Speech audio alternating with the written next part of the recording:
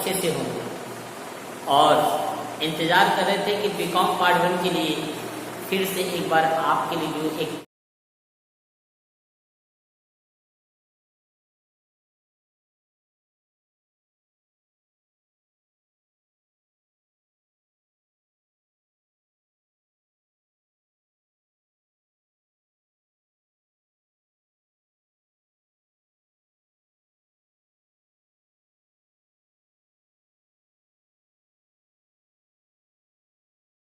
Typical chapter है insolvency of share trader, उससे related कोई वीडियो आपके सामने आए।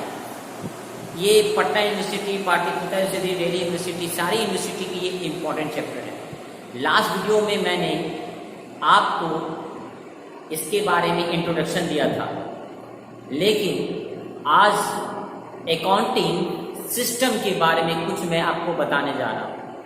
लेकिन पूरी नॉलेज से पहले आपको मैं ये बताना ज़रूर चाहूँगा कि इस वीडियो को लास्ट तक जरूर देखें, ताकि आपको समझ में आए कि कौन सा काम कहाँ करना है, किसके बारे में सर क्या डिफाइन करना है।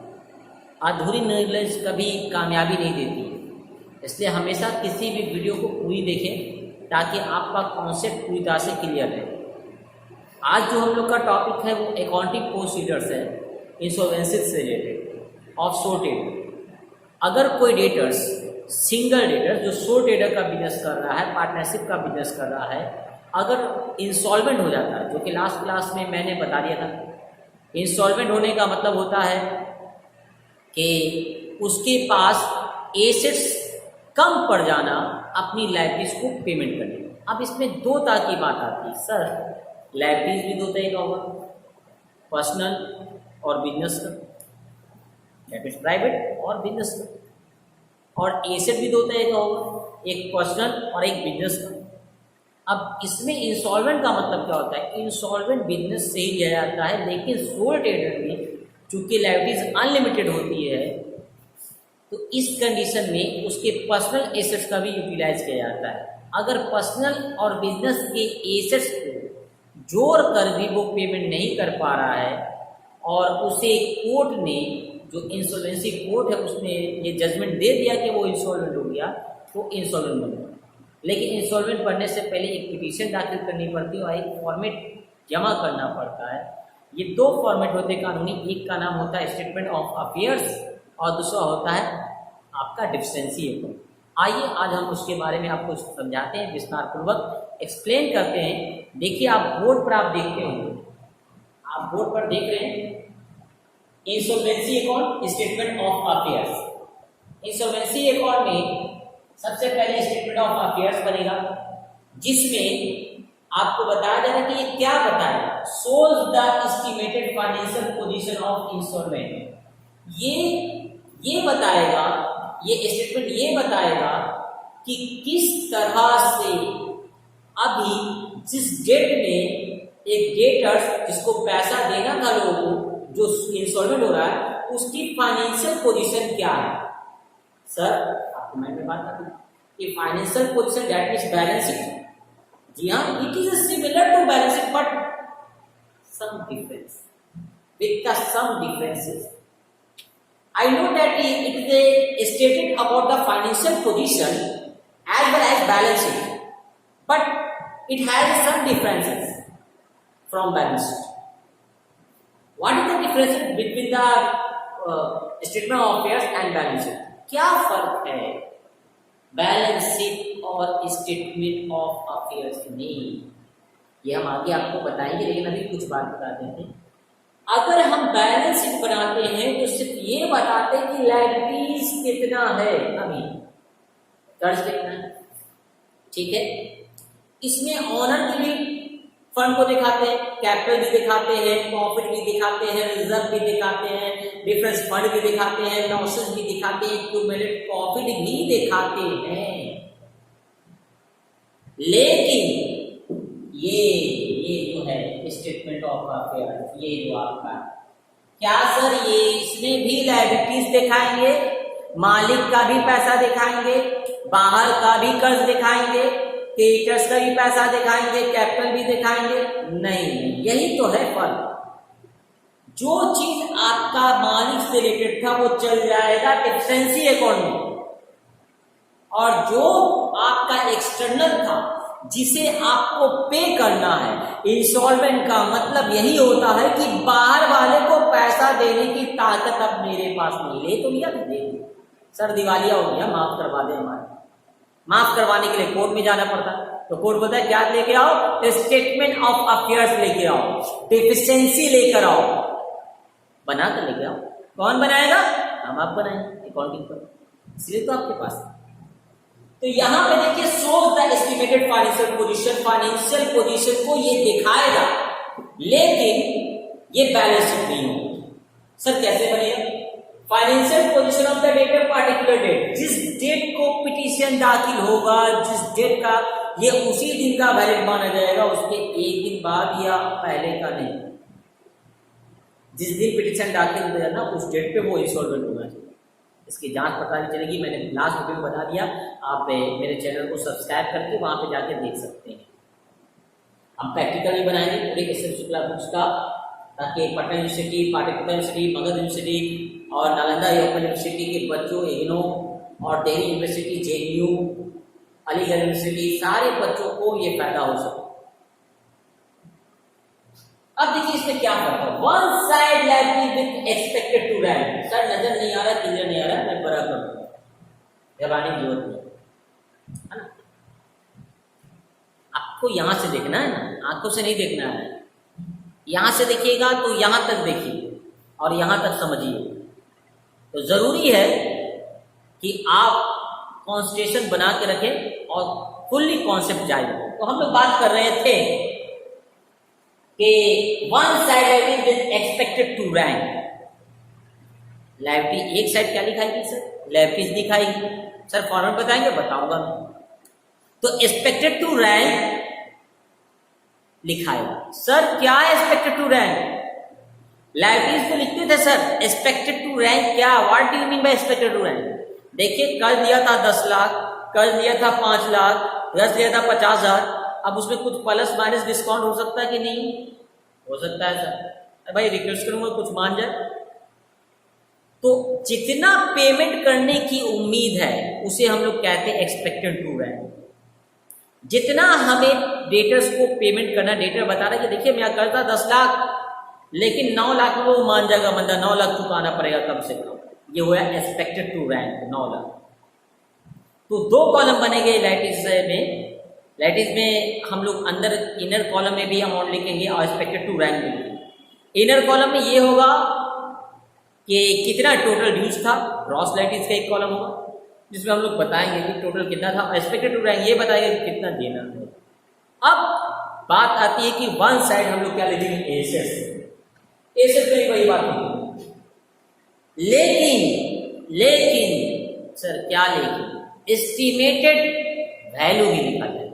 वहां हम लोग इस बैलेंस शीट में हिस्टोरिकल कॉस्ट पे लिखते थे, लेकिन यहाँ हमें मार्केट वैल्यू बताना है कि वो जो एसेट्स है वो कितने में अभी आज पार्टिकुलर डेट में बिकेगा, ताकि ये जजमेंट हो सके आसानी से कि बेचकर कितना पैसा आ रहा है और कितना चुकाना है, कितना चुकाना था और कितना चुकाना है, दोनों फर्क है। ग्रॉस मतलब अलग, एक्सपेक्टेड टू रैंक मतलब जितना में मान जाएगा कर्जदार जिसको हमको पैसा लगा। अब एसेट तो हो सकता है कि मेरे पास 5 लाख का हो, लेकिन बेचने पे आए 3 लाख, जैसे मैंने बताया कि 10 लाख का टोटल कर्ज था, लेकिन बात मनाते हुए 8 लाख में आ गया, तो 10 लाख आपका ग्रॉस लायबिलिटी, 8 लाख आपका एक्सपेक्टेड टू रैंक, 5 लाख का आपके पास एसेट्स है। जब मार्केट में पता किया तो 3 लाख रुपए का वो बिके, that means estimated to value. अब पता चला कि बंदे के पास 3 लाख की संपत्ति है और 8 लाख का कर्ज हो गया इंस्टॉलमेंट, निकल गया दिवाली, कहां से लाएगा 5 लाख?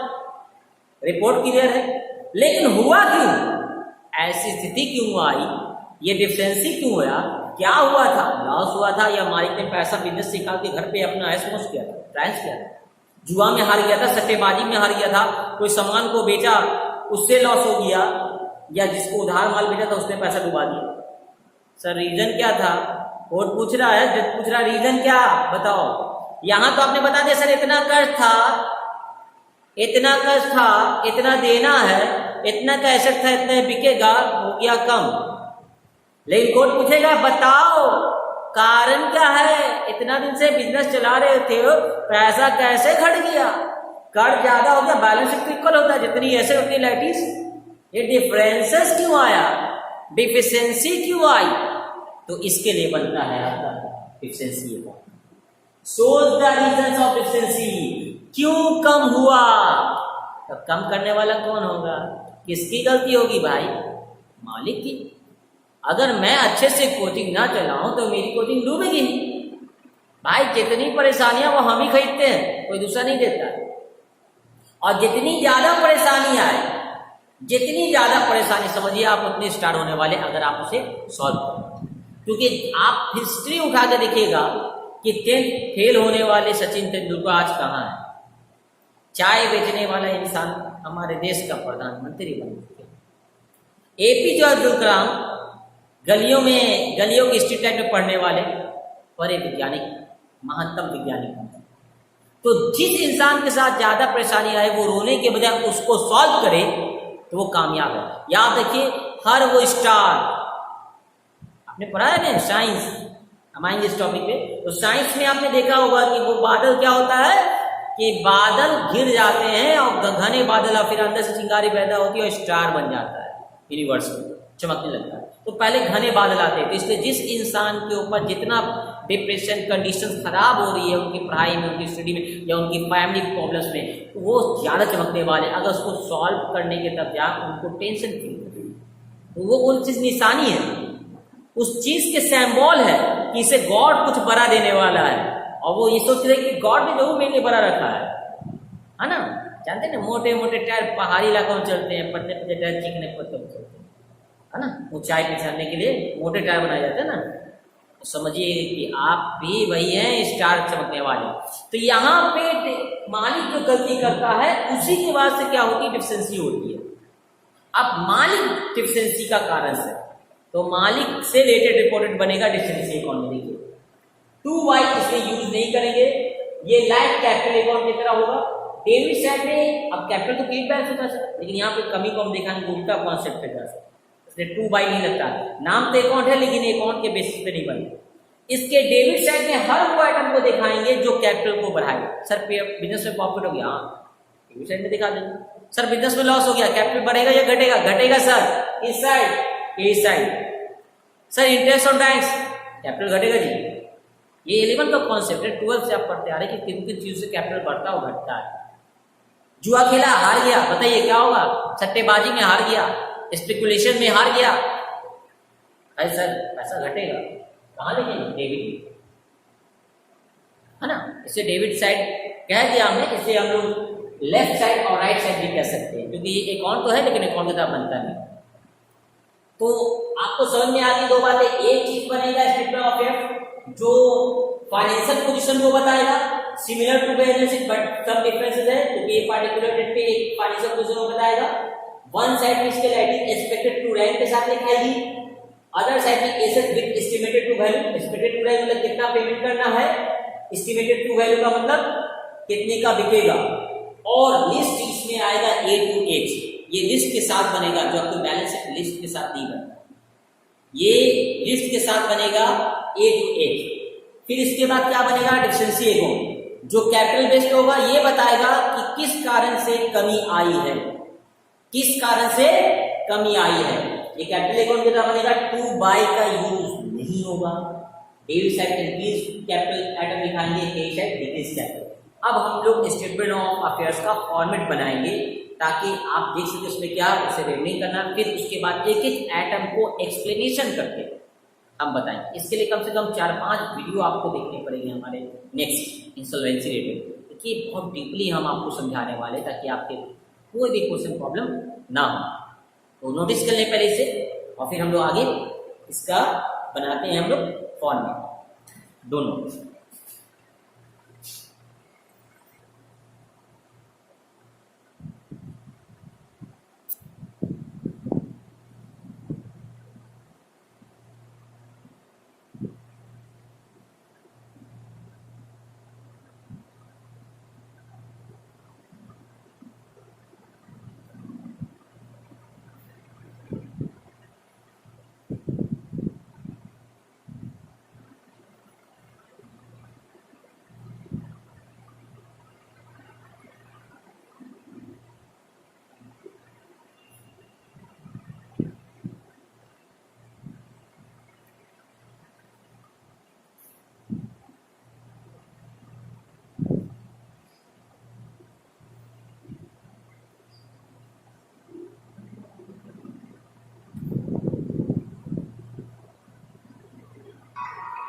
आपके सामने स्टेटमेंट ऑफ अफेयर्स का फॉर्मेट है बोर्ड पर, आप देख रहे हैं कि स्टेटमेंट ऑफ अफेयर का फॉर्मेट है। अब ये कैसे काम करेगा, क्या है, कैसे बनाएंगे हम लोग, इस पर भी डिस्कशन करना है। पहले इसको नोटिस करना बहुत जरूरी है, लेकिन पहले हम आपको इसको समझा दें। मैंने कहा था कि ए से एच तक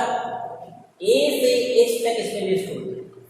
अब ये लिस्ट कैसे काम करेगा अलग अलग मैं आपको एक्सप्लेन करूंगा, लेकिन पहले मैं ये फॉर्मेट समझा देता हूं और उसके बाद मैं अलग अलग इसका नेक्स्ट वीडियो में आपको दिखाऊंगा कि किस तरह से। सबसे पहले ग्रॉस लाइटिस का कॉलम होगा, ग्रॉस लाइटिस, ठीक है। इसके बाद liabilities as stated, liabilities as stated and estimated by debtors. याद रखिए, इसको समझिए जरा सा। लाइटिस जो है वो कौन बता रहा है, डेटा बता रहा है, एस्टिमेट मतलब बताना, एस्टिमेशन कैसे, ये कितना उसका एस्टिमेटेड है। सबसे पहले अनसिक्योर्ड क्रेडिटर, इसका हम लोग वर्किंग नोट करेंगे, कैसे होगा क्या होगा वो हम बताएंगे। सबसे पहले unsecured creditor as per list A, इसका जो टोटल अमाउंट आएगा वर्किंग नोट करके वो हम यहाँ भी लिखेंगे और यहाँ भी। यहाँ जितना कर्ज होगा उसे लिखेंगे और जितना पेमेंट करना है एक्ट के अनुसार, जितना पेमेंट करना है एक्ट के अनुसार उसे हम लोग यहाँ लिखेंगे। समझ में आ रही बात? ये जितना पेमेंट करना है वो यहाँ लिखाएगा, स्टेटमेंट टू लाइन में बाहर लिखाएगा। देखिए लिस्ट का unsecured creditor as per list, इसका वर्किंग नोट होगा। ये वो कर्जदार है जिनको कोई भी एसेट नहीं दी गई है, इन्हें सबसे लास्ट में पेमेंट किया जाता है। पैसा बचेगा तो पेमेंट करेंगे, नहीं बचेगा तो इनका डूबेगा कुछ ना कुछ पार, ठीक है।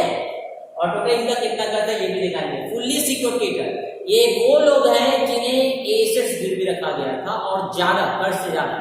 ऐसे मान लिया मैंने रोहन से 10,000 का कर दिया और 12,000 की प्रॉपर्टी उसे गिरवी रख दी, जो 12,000 में बिकेगी। तो कर्ज तो 10,000 था और मैंने उसको कितना गिरवी रख दिया एसेट अपना 12,000, 2,000 उससे बचेगा। तो जितना कर्ज है fully secured creditor as per list, वो देखिए अंदर में लिखाएगा, बाहर नहीं जाएगा, और इस साइड में लिखाएगा 200। अब मान लिया 12,000 का उसका एसेट, ये वो एसेट का दाम है जो गिरवी रखा गया है। यहाँ पे हम लोग कर्ज का अमाउंट लिखेंगे फुल्ली सिक्योर्ड, ये अगले क्लास में हम बताएंगे फुल्ली सिक्योर्ड क्रेडिटर क्या होता है, घबरा नहीं। सबसे पहले unsecured creditor as per list A, unsecured creditor ये वो लोग हैं जिन्हें सबसे लास्ट में पेमेंट किया जाएगा और इनका पैसा डूबने का डर रहता है। Fully secured creditor as per list B, ये वो लोग हैं जिन्हें इनके कर्ज से ज्यादा अमाउंट का एसेट्स गिरवी कर दिया गया और इनसे कुछ पैसा पेमेंट करने के बाद वापस होगा, ठीक है ना। समझ में आ रही नहीं बात? अब इसमें जो पैसा वापस होगा उसे हम लोग सरप्लस कहेंगे, उसे हम लोग क्या कहेंगे, सरप्लस कहेंगे, ठीक है। सरप्लस टू कॉन्ट्रा, सर ये कॉन्ट्रा का दो तरफ, ये बात ही यहाँ भी आएगा, देखिए सरप्लस एंड कॉन्ट्रा लास्ट में, क्योंकि ये जो पैसा बचा है वो एसेट्स में दिखाया जाएगा। ये मेरे पास है, अब दिखाया जाएगा पार्टली सिक्योर्ड क्रेडिटर्स। सर ये कौन है, ए में अनसिक्योर्ड क्रेडिटर, ए में अनसिक्योर्ड क्रेडिटर, बी में फुल्ली सिक्योर्ड, साथ में जो एसेट गिरवी थी उसका वैल्यू, पैसा बचा सरप्लस। अब पार्टली सिक्योर्ड क्रेडिटर ये वो लोग हैं जिनको इनको भी एसेट दिया गया लेकिन इनके कर्ज से कम। जैसे मान लिया रामू से मैंने 10,000 का कर्ज दिया था और 8,000 की संपत्ति गिरवी रखी। अब 8,000 का संपत्ति बेच के तो पेमेंट हो गया, लेकिन रामू का अभी भी 2,000 रुपया बच रहा है, तो सर उसे देंगे, यहाँ देंगे, बाद में देंगे। अनसिक्योर्ड क्रेडिटर देखिए ये जो 2,000 बचेगा वो यहाँ जाएगा, मतलब A unsecured creditor as per list A और फिर सी का जाएगा, मतलब ए और सी का अमाउंट यहाँ पे जाएगा। इन दोनों को जो के नीचे में लिख लेंगे, ठीक है। सिर्फ ए एक्सपेक्टेड उड़ाई में किसका किसका हो जाएगा, list A list C, list A list C. List C का कौन सा अमाउंट, एसेट के वैल्यू को लिस्ट करें, पूरा वैल्यू यहाँ लिखा है। यहाँ जो अमाउंट लिखा है देखिए ये अमाउंट हम लिस्ट सी के सामने लिखना है, लिस्ट सी के सामने ये अमाउंट लिखना है, उसी के सामने ये भी लिखना है, बी के सामने लिखना है, बी के सामने लिखना है, ए के सामने लिखना है, ए के सामने। अब लिखाएगा preferential creditor as per list D. Sir ये क्या है, ये वो कर्जदार है जिन्हें सबसे पहले दिया जाएगा। इसमें गवर्नमेंट के व्यूज आएंगे, इनकम टैक्स, कुछ वर्कर, गरीब वर्कर या एम्प्लॉय का जो पैसा है रूल के अनुसार, जो एक्ट है जो लास्ट क्लास में पढ़ाया था 1909 1920, अभी आप उसके बारे में बताएंगे, उसके अनुसार होगा डिडक्टेड एज पर परंपरा। अब यहाँ पे अमाउंट डी के सामने नहीं लिखा है, ये डी के सामने नहीं लिखा है, सर कहाँ लिखा है, डिडक्टेड एज पर परंपरा के साथ, और यहाँ लिस्ट डी के सामने अमाउंट लिखा है। देखिए यहाँ का ऊपर है या नीचे है, ये कॉन्ट्रा क्यों सर, कॉन्ट्रा का मतलब उस साइड में देगा जी हाँ ये जाएगा, देखिए प्रीफेंस साइड। अब एसेट साइड में क्या आएगा, सबसे पहले प्रॉपर्टी एज पर लिस्टेड। ए में क्या था अनसिक्योर्ड, ए में क्या था अनसिक्योर्ड, ए में क्या था अनसिक्योर्ड, बी में क्या था फुल्ली, बी में क्या था फुल्ली, सी में क्या था पार्टली, सी में क्या था पार्टली, डी में क्या था प्रेफरेंशियल। लाइटिंग में 4 हेड है, A B C D, unsecured fully partly preferential, unsecured fully partly preferential. इस साइड ई में क्या जाएगा, कैश और बैंक का पैसा जाएगा जो उसके पास, एसेट जाएगा लेकिन गिरवी ना हो, not secure, not as a securities, क्योंकि जो एसेट गिरवी है उसका काम यहाँ होगा, उसका वैल्यू यहाँ लिखा है, देखिए यहाँ वो एसेट लिखा है जो गिरवी नहीं जिसको मालिक अपने पास होगा, ठीक है। अब इसमें हम लोग कैसा कैसा एक्सप्लेन करेंगे, हम आगे बताएंगे, प्राइवेटेशन लिखेंगे नहीं पब्लिकेशन, इन दोनों का अमाउंट को हम लोग ऐड करेंगे, ये हो जाएगा टोटल एज पर लिस्ट। अब इसमें बुक डेटर नहीं लिखा है, डेटर्स नहीं लिखा है, याद रखिए ई में डेटर जानते हैं ना, डेटर्स 3 तरह का होता है, गुड बैड डॉट। डेटर जिसको मैंने उधार माल बेचा या पैसा दिया, अगर डेटर को हम लोग क्लासिफाइड करेंगे, डेटर्स को ये बताना पड़ेगा कि कौन सा डेटा आपको लग रहा है कि पूरा पैसा दे देगा, कौन सा ऐसा है जो डूब जाएगा, और कौन सा है कि डूबने की संभावना है डॉटफुल। तो इसमें गुड जो जाएगा वो बाहर निकल जाएगा, क्योंकि ये पैसा तो नहीं आना, बैड वाला पैसा नहीं आएगा, डॉटफुल में का कुछ पैसा आएगा। जैसे मान लिया 10,000 में 5,000 आया तो 5,000 यानी वो क्वेश्चन में दिया रहेगा कि कितना आने की संभावना है। अब इसको ऐड नहीं करना है, ये आपका हो गया पहले ई का, फिर गुड और फिर डॉट एस्टिमेटेड, फिर बिल्स ऑफ एक्सचेंज। सर ये कौन सा बिल होगा, बिल रिसीवेबल, जिस बिल पे पैसा आना वो लिखा है। सरप्लस एज पर कॉन्ट्रैक्ट, यहाँ का जो पैसा बचा था, जो आपने फुल्ली सिक्योर्ड से पैसा बचा था वो, मतलब ये आपका कैश जो एसेट आपने अपने से बेचना उसका क्या है, एस्टिमेशन अभी बेचा नहीं गया, इंस्टॉलमेंट के बाद प्रोसीजर कंप्लीट होने के बाद बेचा जाएगा, तो यहाँ पे उसका पेमेंट की जाएगी। ये एक एस्टिमेशन है, यानी कि कोर्ट में जाएगा एस्टिमेशन दिखाने की सर मेरी स्थिति ये है और मैं दिवालिया हुआ, तो टोटल पैसा यहाँ पे आ जाएगा। अब इसमें से सबसे पहले किसको पैसा दिया जाएगा, ये वाला सरकारी पैसा प्रेफरेंस है। अब इसको माइनस करेंगे, हम माइनस करके जो पैसा आएगा उस पैसे से इसको हम लोग क्या करेंगे, माइनस करेंगे। देखिए ए और सी का जोड़कर, ए और सी का जोड़कर जो अमाउंट आएगा वो देखिए आगे बना दिया मैंने, वो इस साइड आएंगे। ए और सी का अमाउंट जो है वो इस साइड आएंगे, और ये जो पैसा बचा हुआ इससे माइनस करेंगे, जो आंसर आएगा वो कहलाएगा डिफिशिएंसी एज पर लिस्ट। मतलब ये हमेशा कम रहेगा, जैसे 20,000 आपका कर्ज था यहाँ का देना और यहाँ आपका 8,000 रुपया आया है, इसको पेमेंट करने के बाद सिर्फ एक ही आदमी को पेमेंट अभी किया गया है, इसको फुल्ली को कर दिया गया, फुल्ली को करने के बाद यहाँ पे फुल्ली का हो गया, इधर पार्टी का भी कुछ हो गया। अब इसका पूरा पैसा बचा हुआ है, सी का कुछ पैसा बचा हुआ है और डी का पैसा बचा हुआ है। देखिए डी हो गया पेमेंट फुल, तभी तो पैसा बचा हुआ है, वो पैसा यहाँ जुड़ा है, और सी का कुछ पैसा पेमेंट है, कुछ बाकी, ए और सी का कुछ पैसा और डी बाकी। तो जब यहाँ हम लोग कैलकुलेट करेंगे, जब टोटल पैसा देंगे तो सबसे पहले सरकार अपने पैसे को हटाएगी, प्रीफरेंशियल डेटा को माइनस करेंगे, इसके बाद जितना पैसा बचा रहेगा वो इस कर से माइनस करेंगे, आंसर जो आएगा वो कहलाएगा deficiency as per list. Deficiency क्यों, क्योंकि इतना देना था और आप माने यहाँ पे 20 आ रहा है, ये 20 कहाँ का आएगा, यहाँ बना नहीं बताऊंगा, और यहाँ पे मान लिया आपके पास पैसा बचा हुआ 8, ठीक है, तो आपको कितना पैसा 8,000 बचे हुए आपको देने कितने 20,000, दैट मीन्स 12,000 आपके पास कम पड़ रहे हैं, और ये 12,000 क्या कहलाएगा, deficiency as per list H, ठीक है, समझ आएगी बात। तो आपको नोटिस कर लेना, इसे बढ़िया से आप नोटिस कर लें। नेक्स्ट वीडियो में हम इसके एक एक पार्ट को बताएंगे, अलग अलग डिस्क्राइब करके केस कैसा होता है, यहाँ पे कौन सा एसेट लिखाएगा, और 5 ऑर्नामेंट्स क्या होंगे, स्त्री धन क्या होगा, ये सब बताने के बाद हमने गाइड। लेकिन इसकी अभी हम लोग को डिफिशिएंसी का एक फॉर्मेट बनाना है। फॉर्मेट आप लोग कम से कम एक फॉर्मेट को 10 बार बनाएं। जितने बच्चे हमारे वीडियो को देख रहे हैं वो लाइक और शेयर और सब्सक्राइब जरूर कर लें, साथ ही साथ अपने प्रैक्टिस वर्क को भी करें। मेरा नंबर दिया हुआ है, अगर आप लोग बना लें तो आप हमारे व्हाट्सएप नंबर पे 930408988170 पे सेंड कर सकते हैं बना के, सर हम सीखेंगे। ये ऑल इंडिया ओवर के बच्चों के लिए फ्री ऑफ कॉस्ट है, आप पढ़ाई करें। और अगर एक्स्ट्रा नॉलेज लेना चाहते हैं तो सिर्फ 500 रुपया फीस देके आप एक्स्ट्रा नॉलेज हमारे व्हाट्सएप से भी ले सकते हैं, ऑनलाइन पेमेंट। और हमारा ऐप भी है गूगल प्ले पे, अजमत कॉमर्स क्लास है, उससे भी आप स्टडी कर सकते हैं 1 अगस्त। Keep and watch next day. Notice करिए